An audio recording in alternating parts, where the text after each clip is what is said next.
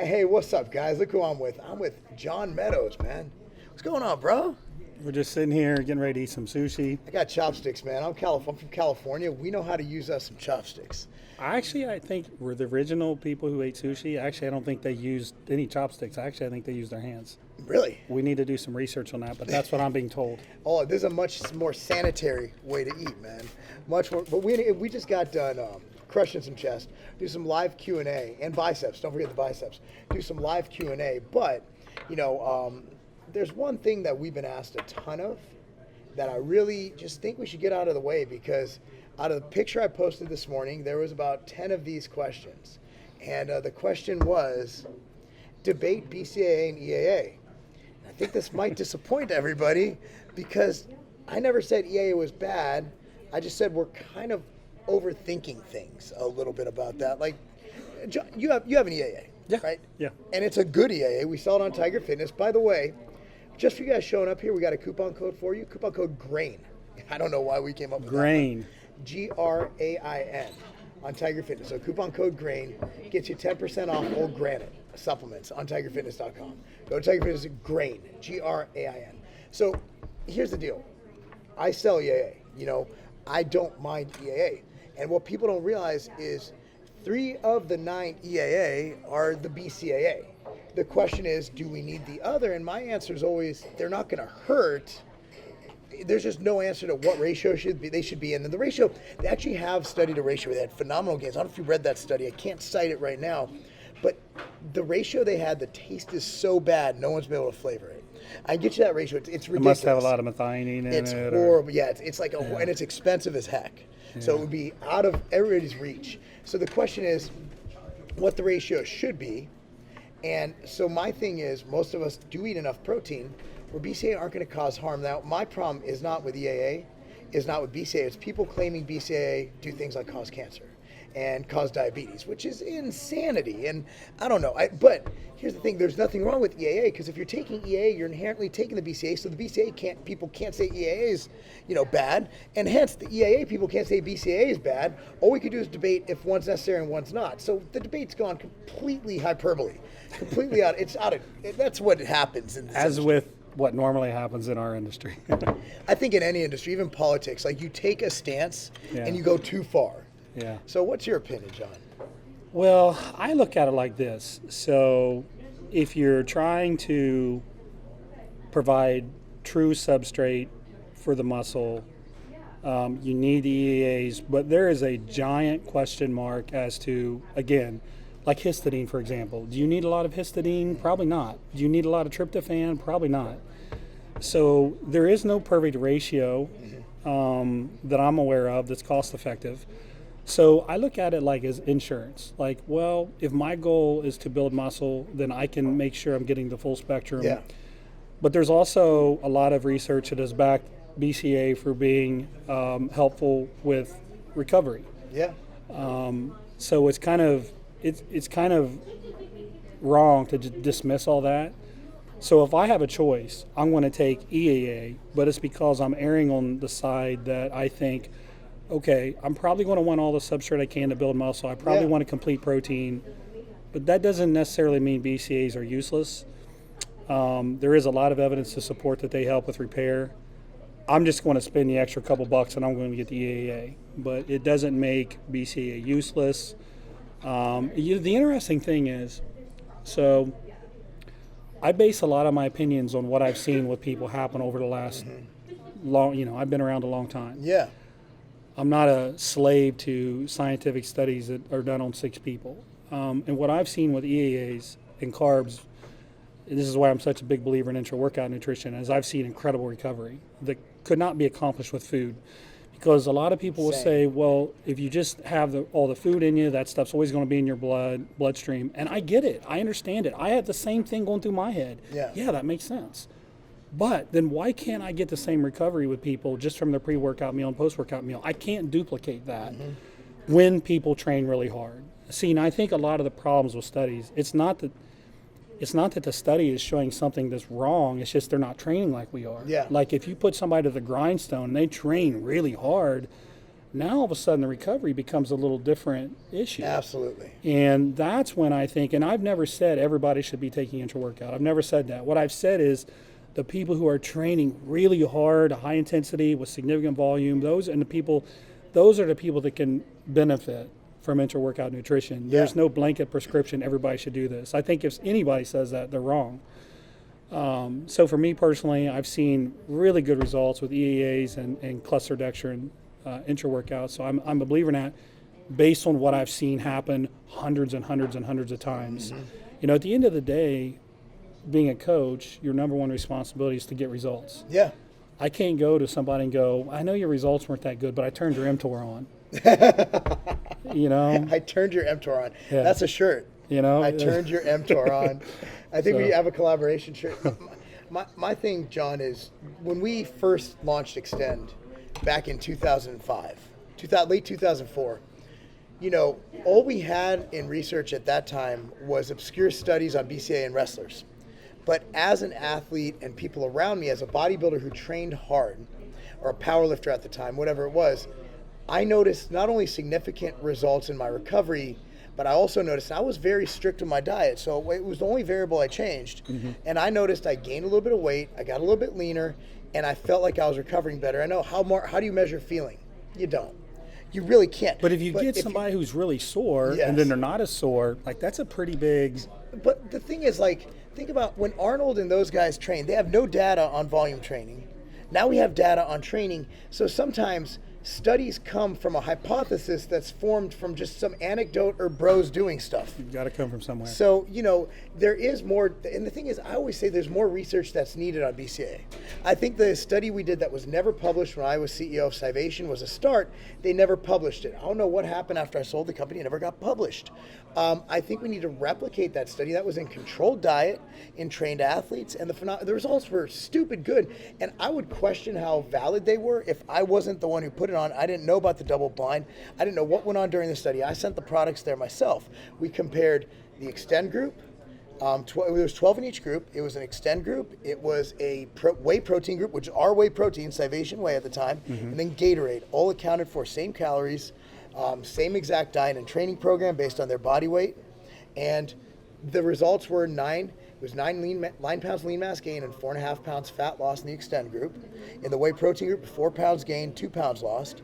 The Gatorade group, they gained 1 pound and didn't lose any fat. So that's what we had to go with. And I saw those results, and that's why people are like, well, you have no proof. Well, I was there, so it's almost like you have to take my word for it. But when I started over, I could have easily said, you know what, screw BCAA, I'm not even coming out with this anymore.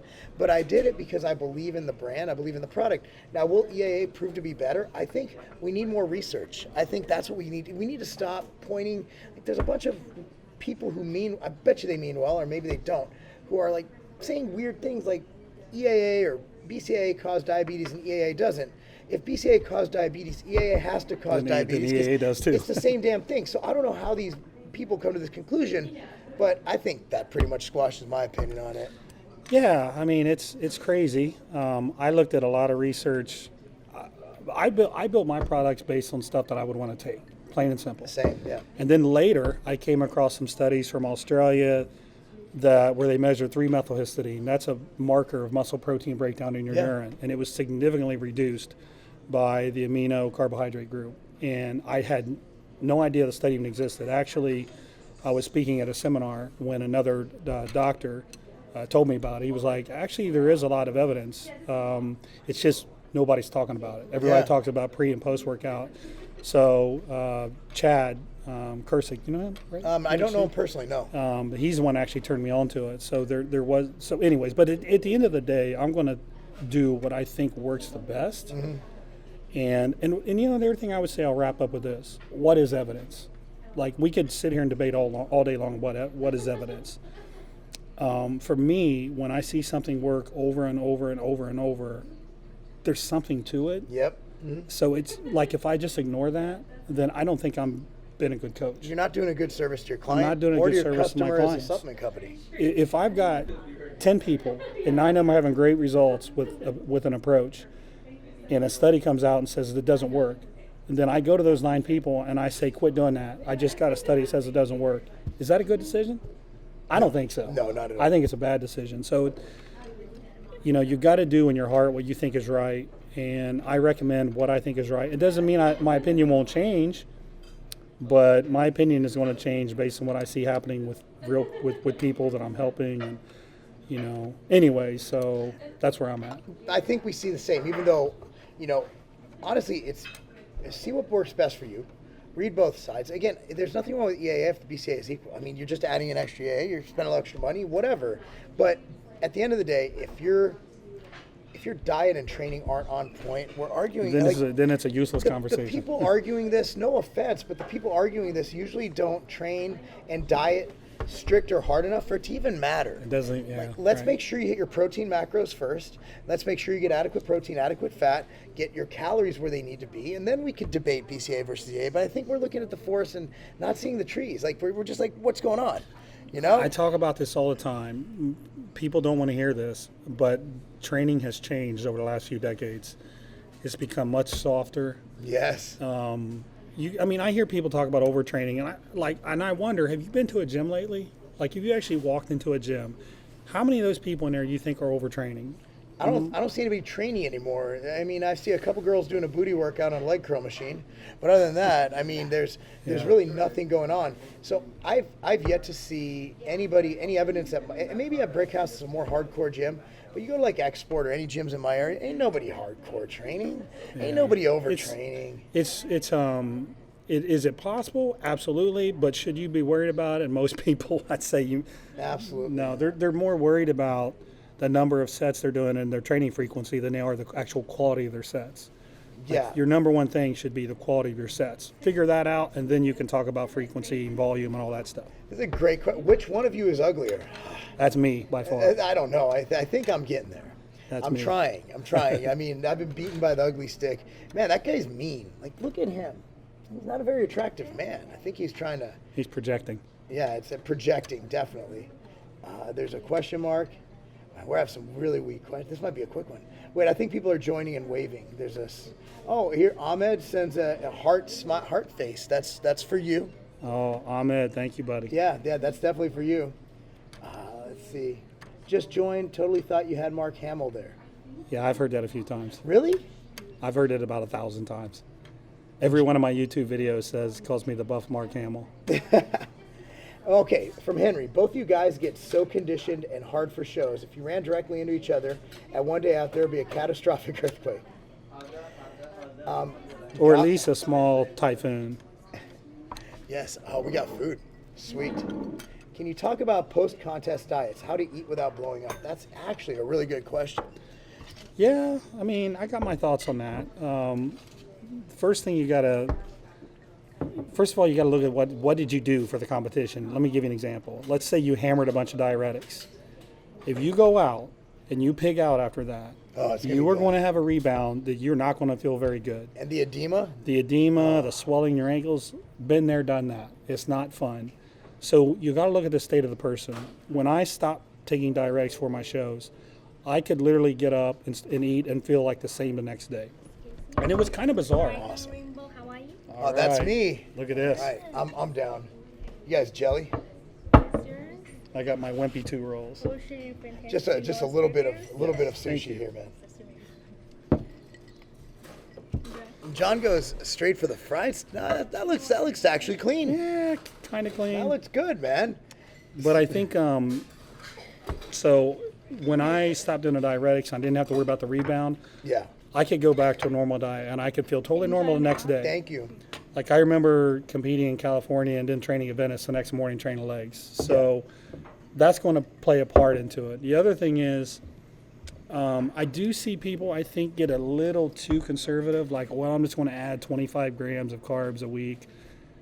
You're still in a deficit. You're still dieting. Like, it's okay to put on, like people say, I don't want to gain too much fat too quick.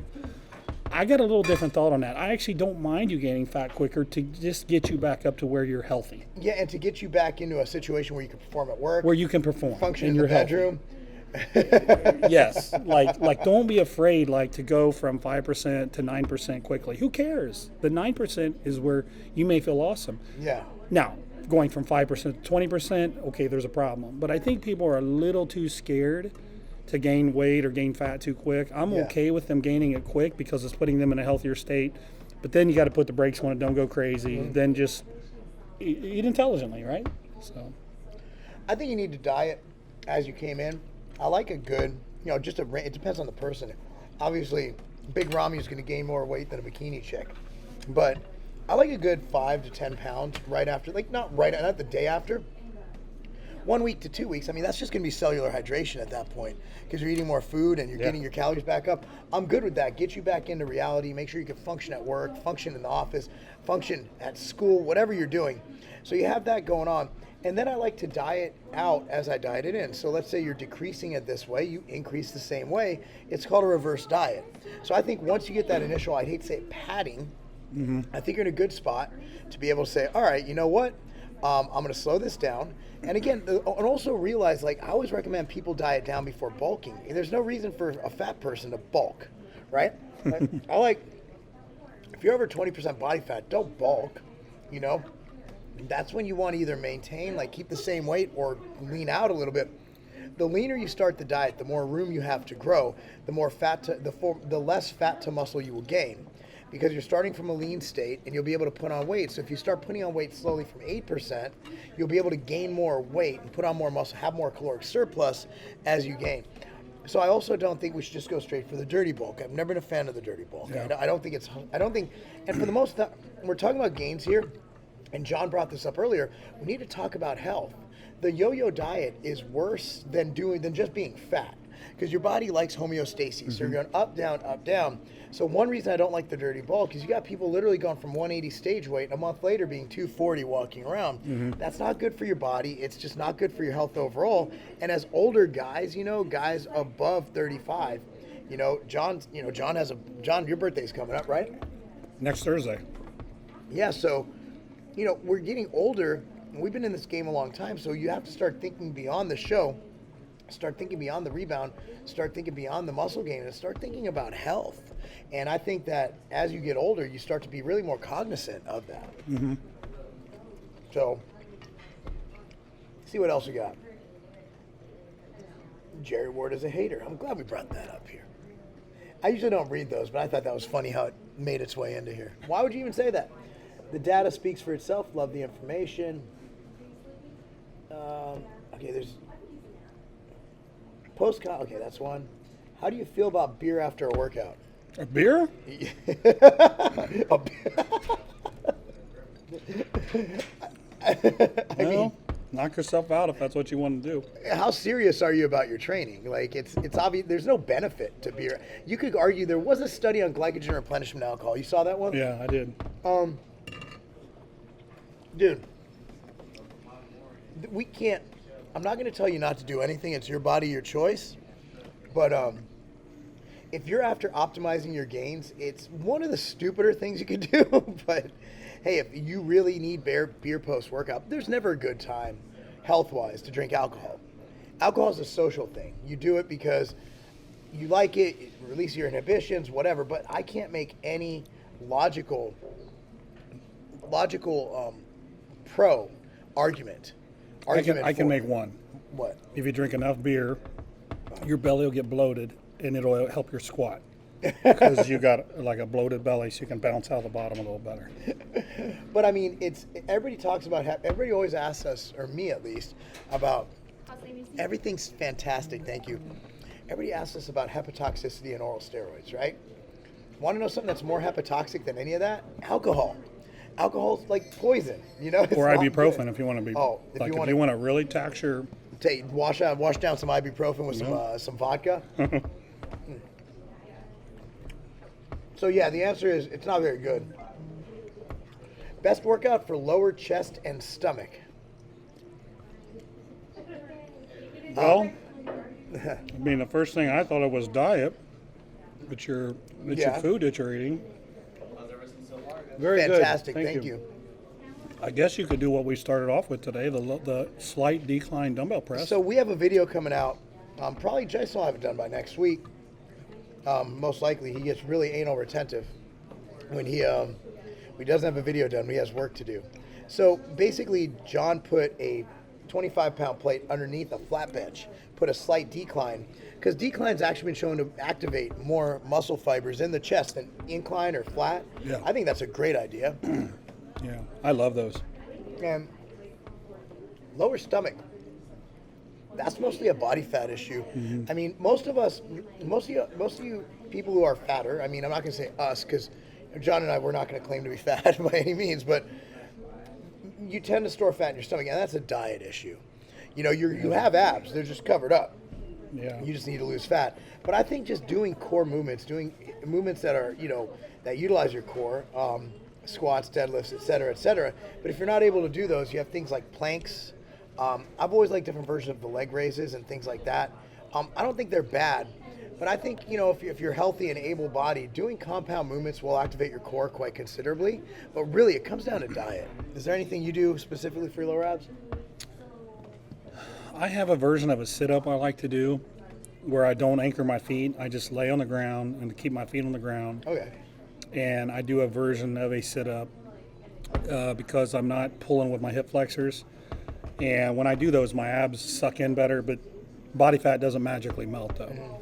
It's just a matter of having my abs developed. At the end of the day, people genetically are going to store fat in a certain area, and if it's in your stomach, then that's going to be the last place to go. Kind of like my area is my kidney. It's the last place to go. There's no exercise I can do that's going to get the fat off my kidneys. It's just going to come from the diet because genetically that's where I store my fat. So you may have to, if your belly is your tough area, then you may just have to endure a little bit of a tougher diet to get to that area. I store in my upper back. It's the weirdest thing. I think a lot of white guys do, though. The subscap. White guy problem. Yeah. It's a problem, man. Where's my privilege? I need that upper back white guy privilege. I know. All right. Best penis workout. Okay. When are you going to take your wife out for sushi? Says my wife. Really? And you don't. Yeah, honestly, you haven't earned it. Like John earned it. You need to earn it. Katie, you tell him.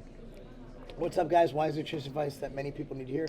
My biggest issue is with people who do mini bulks and cuts for that last 1 month at a time. Yeah, what's your opinion on mini cuts and mini bulks or whatever they are? First of all, why are you doing it? Yeah. Just need to make sure you have a good reason why. If you're trying to establish insulin sensitivity, for example. Okay, that's a good reason. I like that. But then how you want do your mini diet? Yeah. So you think pulling off 200 calories is going to help? No, it's got to be very aggressive. If you really want to change something. Maybe you have digestive issues, so you want to back off on the food. Okay, that's a legitimate reason, so then back off on the food. I just want somebody to have a good reason. Okay. And it needs to make sense. Like if you're just started your bulk, we'll call it, and you haven't even given it time to do anything, and you've gained 1% of body fat, and then you freak out and you go, okay, it's time for a mini diet. That's probably not a good reason. No. You need to have a really valid reason to do it, I think is my point. I think that's great. I have nothing to add. To that. Thoughts on workout volume for men 40 plus? John, honestly think you'll know. Like you'll know what your body can take. I think my workout volume is higher now than when I was in my 20s. I honestly do. It just depends on how you've taken care of yourself and if you've continued with your volume, how your body feels, how your health is. I think that, I'd hate to say age does happen. Father time is undefeated. Like we're all going to get slowed down, but I mean, the goal of training is to maintain your progressive overload and your rate of increase. So if you do it smart and diligently throughout the years, I actually don't think it should change that much or have to, unless you run out of time or maybe you just don't enjoy it anymore. Maybe you have some kind of hormonal decline or something like that. Yeah. But if absence of that, shouldn't change that much. Maybe you can't handle quite the intensity or quite the volume, but we're not. Maybe you've got to use a little different exercise selection because you get nicked up and, maybe your lower back or your joints isn't quite as strong. Yeah. I think what you said about just you should know, a lot of people, their body sends them signals like, oh, that didn't feel right. Okay, then do something different instead of going, oh, I'll just muscle my way through it and then pop and then you're injured. Yeah. There's certain what I've noticed is what I did have to alter is my recovery, and I don't know because it's hard to tell because I'm not doing the same stuff I did when I was younger. Mm-hmm. So I wasn't coaching when I was younger, so my recovery, my overall workload is higher. So my training workload has to go down a little bit. Because when you're just weight training, you're just weight training. But when you're doing boxing and coaching, I think you need to look at your overall lifestyle. I think, was it Charles Staley who said that some of his clients who are busy executive businessmen who are under a lot of stress, he wouldn't have them do over 12 sets. Psychological and emotional stress requires recovery. Absolutely. And that is the part about recovery that nobody seems to be getting these days. Everybody's just talking about physical recovery, but psychological and emotional stress will absolutely zap your recovery, and it needs to be factored into what you're doing. If you're in one of the most stressful times of your life, you're probably not going to be able to handle the same volume as you could handle if you had no stress. And that's actually one of the things I talk about in my seminars, is I have a whole section on emotional and psychological recovery and to build your capacity. And that plays a huge part, and I just don't think people give that enough attention. No, they don't. And I think you just need to factor in your overall life. Like when working with someone, even working with, like, for example, when I train athletes, now this might make sense or might not. You know, if I have a kid come in and he got beat up by his high school coach, whatever, he had him run suicides and up downs and do this and punishments and this and that. He comes in the next day, we're stretching. You know, we're doing world's greatest stretch. We're going to do a lower workload. So if you're getting mentally beat up in the office, if you're getting mentally beat up, let's say your marriage is a mess, let's say your kids are misbehaving, you know, you just found out your kid broke your neighbor's window. Like, there's some things that plays a role in your body's overall recovery. So what I always ask the kids when they come in is, hey, when was your last game? You know, what's your stress level? Or do you have finals at school? I'm not going to run a kid into the ground when they have to perform mentally at school. Maybe they're up all night studying. You got to factor in your whole life, or that's how you get injured, or that's how you just quit doing it. Okay, any tips for sticking a cut when having no contest to shoot for, just wanting to get lean? You need a why. Like, why are you doing it? Like, is it to be healthy? Is it to look good for the beach? And how important is it to look good for the beach? Because you're not going to do it being, you know, not sticking your diet. You know, I mean, you need I think everybody needs a why. You know, whatever superficial or stupid that why is, you need a why. You gotta be working towards something, man. And that, you know what, that's actually what builds psychological capacity. It's having a goal, working toward it, accomplishing small things. That actually builds your psychological capacity and an ability to handle psychological stress. Yeah. Like, that's actually one of the ways that you can train that. It's just by having many goals. But if you don't have any goals, you're kind of wandering around aimlessly, then, you know. What is the fiber in your brain that protects your, it's the I forgot it's myo something. And it's actually the protective barrier around your brain cells. And it protects all the nerves and everything. And Myelin sheath? Myelin, boom. Yeah. I knew he would do it. He's smart. So, I mean, every time you learn something new, you're building that, making it thicker and better, right? So if you're in the process of, let's say, doing finals and you're learning new stuff and you're crazy and things are going, your body's adapting then. So your brain's overloaded. Your brain controls everything. Like, every time, when I move my finger like this, you know how many neurons are firing at once? So when your system's overloaded, it's overloaded. So your body has to adapt. So you only have so much energy, so many systems to go to. So I agree with John. It's an overall, you got to look at your overall training work capacity, not just like I did this much bench press today. So factor that in. Thoughts on water retention, even when I'm low body fat and have enough sodium in water. I always found it kind of hard. That's kind of hard to say, man. There's so many variables involved. It could be high cortisol. I mean, there's so many things it can be. It could be stress. You know, your body's response to stress is sodium, it's water retention because of sodium retention. There's so many things that can be. It can be genetic. Some people just look a little more bloated than other people. It could be a lot of things. You might think you're drinking a lot of water, but you might not be for the activity level that you have. Or it could be hot, you're sweating, or I don't know. There's a lot of things. That's kind of a tough one, man. Mm-hmm. Basically, there's a lot of variables. Currently on last month of prep, in gym, would you recommend focusing on squeeze high reps, heavyweight, or a mixture of both?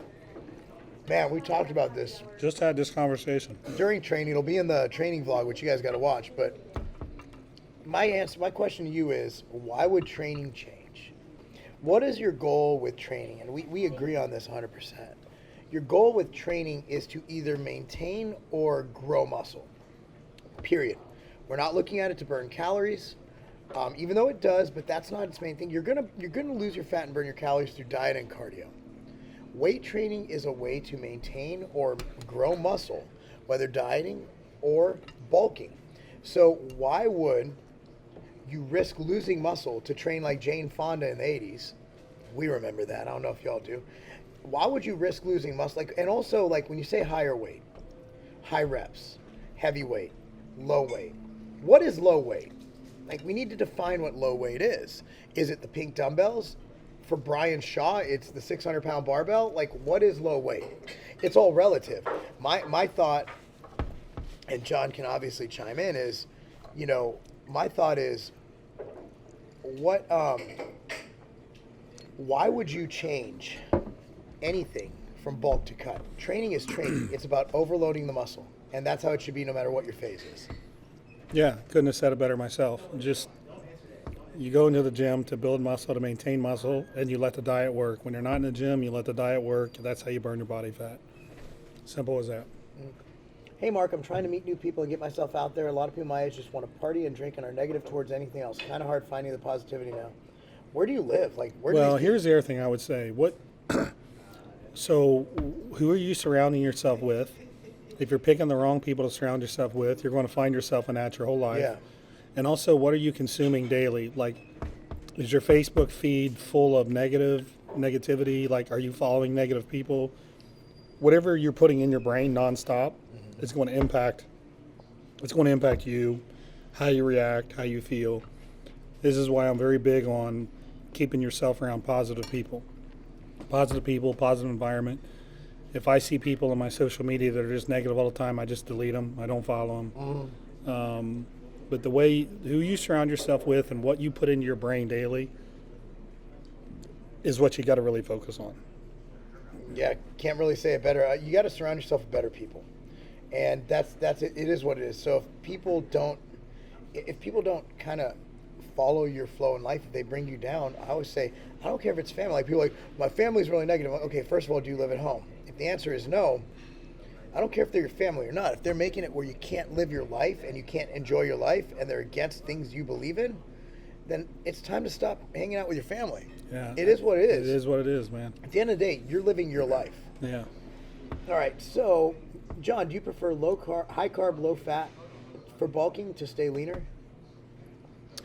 I don't think the mix of macronutrients has a big impact. I think it's more your calories. If you want to be a little lower fat and higher carb, or if you want to be moderate carb, moderate fat, I think whatever works for you. Yeah. It's more of your calories. It's not so much the macronutrient makeup, in my opinion. I think as long as your protein's adequate, if you're trying to get hypercaloric, Yeah. I don't really care what they fill it with. I prefer carbs because training's better. You I perform personally better. prefer carbs, but I know some people like to have a little bit higher fat. But like, hey, whatever. You got to have adequate carbs to train. It's a very usable energy source. It's very good, and you need protein. So, like, what you do beyond that, once you meet and you need fat. Like, you need essential fatty acids. Like, Yeah. there's minimums you need, but once you get to what you need, then you play around with it, man. I always think a safe number, like, this isn't really data-based, 0.5 grams per pound. So if you weigh 200 pounds, I think 100 grams of fat is safe. It's a safe level. I use like 0.4. So Yeah, that's I'm about right there We're with you. right in the same. Yeah. But when dieting, I'll go down to 0.3. When you're cutting and you're Yeah. really hating life, Yeah. 0.2, 0.3. Again, talk about this in our video today. Contest prep is not healthy. So there's no way to there's no way to sugarcoat it. Like, we weren't healthy during prep. We didn't get lean by not being unhealthy. It is what it is. It's part of prep. Yeah. So, yeah, but for bulking, back to bulking, yeah, definitely. Vitargo is best for carb loader. The thing about Vitargo is it's changed sources. It's not the same thing it used not- to be, so man. The old days, I loved it. Was It's that not the from- same. So it was from barley and then it changed, or it changed to barley. Which one was it? No, I think it was some kind of modified barley back in the day. That was dope. That stuff was awesome. That was ridiculous. Then that source dried up. So now they use a different source for the Vitargo. And honestly, the studies done on it were 300 grams alone compared to dextrose at 300 grams alone. Oh, I'm sure that 300 mg of dextrose is going to make you feel great, or 300 grams of dextrose. I'm sure that's You're going to gonna make you die. feel great. So you're going against a really fast-acting carbohydrate that's just going to make you crash. So you have that. You also have the fact that one positive study I saw is carnitine uptake. Was post-workout Vitargo and carnitine. Phenomenal results in carnitine uptake. Then my question is, Was fuck it just cares the about- carbs though? It could have just been the who carbs though, cares? because carnitine doesn't make it to where it doesn't make it into mitochondria easily. It can't push fat into mitochondria easily. You have to be in a hyperinsulinic state. That's why people use injectable carnitine and injectable insulin together. So it could have been just carbohydrates. It could have had nothing to do with the type of carbohydrate. It could have just been a hyperinsulinic state, which helped the carnitine do its job better. Definitely agree. So it was kind of, and the study had no other control carbohydrate. It was either placebo or Vitago. Yeah. All right, what kind of split would you guys recommend for someone who trains in martial arts 5 times a week who's supposed to be a bodybuilder? You got to choose one as your space. You got to train specificity. I've done a boxing camp. I'm not a good boxer, but I've done a camp. Yeah. All right, I did 15 weeks, 6 days a week. Your bodybuilding is going to suffer. You're not going to do both. You're going to be either a good bodybuilder or a good martial artist. Now, that's not saying you shouldn't lift, but it should be secondary to your MMA, because that's what you're doing. Because I'm guessing if you're training MMA 5 days a week, you're fighting. There's no other reason to train MMA 5 days a week. That's very stressful. I would say this too, because I work with a lot of athletes. I actually like that perspective. When you develop large muscles, your ability to produce force can change, and not for the best. That's why you see some heavily muscled people are so awkward. They get killed, like me. They're so awkward. Like me. And actually, the fastest twitch muscle fibers are the ones that produce the most force, the ones clear on the end of the spectrum. Those are the ones that athletes work well for athletes. But the ones that grow the most are the type 2As that are inside a little bit. Mm-hmm. And when you weight train, you convert your muscle fibers more to type 2A fibers from weight training. So you don't want to be, it's not going to work to be a heavily muscled bodybuilder for athletic purposes. And every once in a while you're going to, well, what about this person? What in sports? Yeah, how is David Boston's career You're going to have a couple exceptions here and there. But by and large, getting massive, it doesn't necessarily help athletic performance. Have you seen Flaherty's research on the hex bar deadlift at Nike, which is fascinating, because they actually have a direct ratio. So our goal with hex bar deadlifts is to gain as little weight and muscle as possible and generate as much force as possible. That's what it's all about right there. Which is why we do not do the eccentric. We pick the weight up, we drop it. Because with the eccentric, you're going to encourage muscle hypertrophy due to the muscle damage, and eccentrics are great for muscle growth. I mean, we're not going to argue that. Mm-hmm.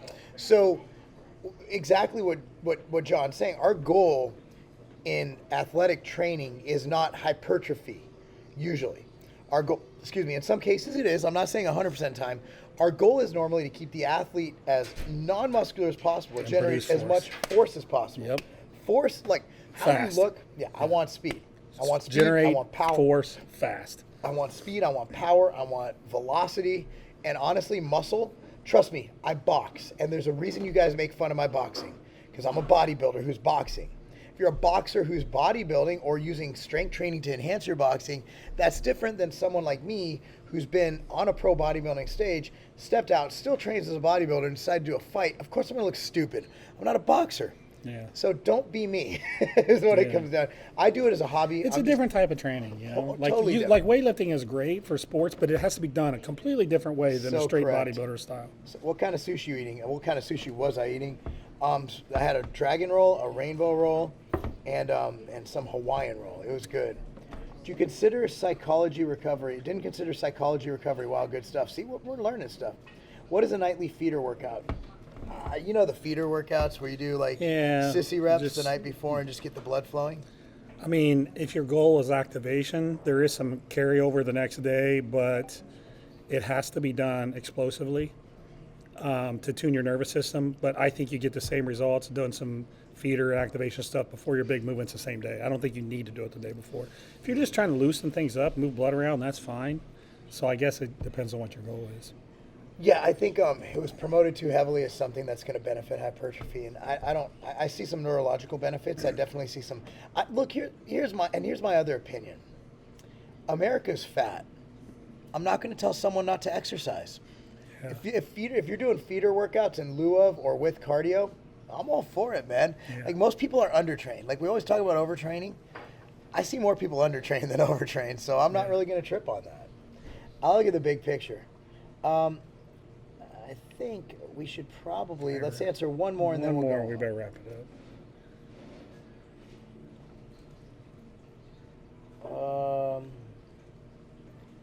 up. Here we go. This is a dad question. What do you think about putting my kids in martial arts and sports at the same time? Is that too much? No, go for it, man. Expose them to as many things as you can, because the different sports teach them different things. Basketball teaches them a certain type of coordination. Football teaches them aggressiveness. Track works on their gait. Soccer works on their, foot coordinate, your hand, foot coordinate. And everything, explosion and agility. Explosion, lateral movement, like all these sports teach them different things. That's one of the things as a dad that kind of makes me sad, is when kids are forced into, like, I'm good to that go. was Thank awesome. you so much. Thank you very much. It's phenomenal. But like when kids get forced into one sport and that's all they're allowed to play, it's kind of sad for me to watch that. It is. Because they would actually be better if they played other sports. Well, the new, if you look at like Exos, I'm an Exos guy. That's where I did my mentorships. And it's like, we're all for multi-sport athletes up to a certain age when you kind of have to choose. Yeah. That's why my kids box. We needed a second sport. I didn't want them to get burnt out on soccer. And my kids didn't like any other sports. And I also wanted them to learn, and also the carryover from boxing to soccer. Think about it, reaction, you can't teach that. You can't teach that. But anyway, guys, that's all we got to say. So we're going to end it up. Camera guy got to eat. So check it out. So the coupon code was GRAIN, GRAIN, on tigerfitness.com. If you're watching on YouTube, I'll post the link in the description box below. If you're on Instagram, just go to Tiger Fitness, go to Granite. The code's live now, 10% off Granite, tigerfitness.com. All right. Thanks, John.